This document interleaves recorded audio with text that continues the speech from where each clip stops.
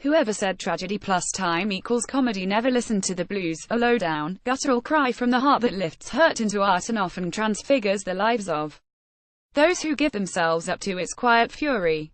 Eric Clapton wasn't born in the Mississippi Delta, rather, working-class Surrey, nor, for that matter, was he born Clapton. His birth name is Clapp, you do the math. But he was raised in circumstances that might help explain a bluesman's demeanour. Brought up by his grandmother, Rose, and her second husband, Tyler, Clapton was 9 years old and destined for the building trade when his real mother, hitherto a sister, who'd moved abroad, reappeared at the family home in Ripley only to reject him in front of her new family. Confessions of a rock and roll biographer. The trauma confirmed Clapton's earliest sense of otherness, soon to be placated by the first of thousands, ever more astonishingly played guitars, which developed into an emotional detachment that made him at once the perfect soloist. A member of his first band, the Roosters, remembers a teenager able to make fast friendships and capable of ending them just as swiftly, and a potentially disastrous life partner. How disastrous? Eric Clapton life in 12 bars, presumably a reference to the notational structure of the blues as well as a wry nod to Clapton's decades-long alcoholism, examines in raw detail.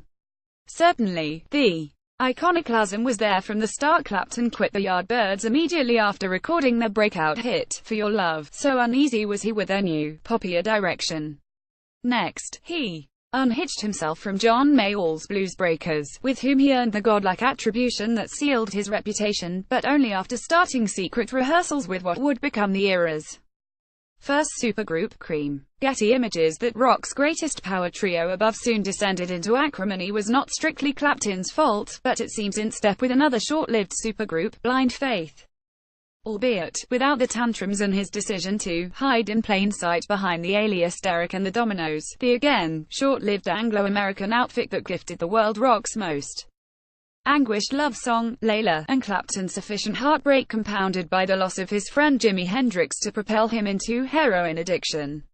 Getty Images. Martin McDonough, interviewed by Anne in Bruges, obsessive his unrequited love for friend and neighbor George Harrison's then wife, Pattie Boyd, for whom the double album Layla and other assorted love songs was recorded, forms the centerpiece of Lily Feeney's Anux film, by which point matters of love and lifestyle had taken precedence over the music, evidenced by a reliance on home movies to account for his whereabouts. It also sets up Clapton's eventual stumble back into the limelight, a period documented by some barely watchable live footage in which a clearly inebriated Clapton is seen bickering with hostile audiences, audibly depressed at quite how far their God had fallen.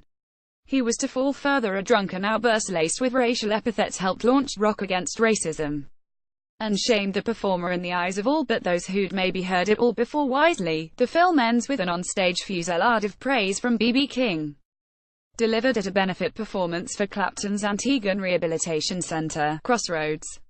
By which time the film's focus has shifted again, from an insular, unfeeling, unforgivable rock star to a sober, grieving father mourning in music the loss of his 4-year-old son Connor, the victim of a freak accident in New York. Getty Images. Tears in Heaven, and the Grammy-laden album from which it was taken, stands as the second great way station in a life that, for all its material success, harbors more setbacks than many could stand. It's tempting, therefore, to wonder whether, by meddling in others' suffering aka the blues, Clapton hasn't somehow exacerbated his own. The answer, it seems, is that, on the contrary, it's only through his unbidden mastery of the guitar, and the eloquence with which he deploys it, he has been able to survive it all. Life in 12 bars illuminates the relatively short distance between this public and private self, and in Clapton's narration, delivered in a way only a man not given to emoting unless driven to do so by his muse could. Zanuck has found the perfect first-hand witness to a remarkable story. Getty Images. Follow us on Berry for exclusive music content and commentary, all the latest music, lifestyle news and insider access into the GQ world, from behind-the-scenes insight to recommendations from our editors and high-profile talent.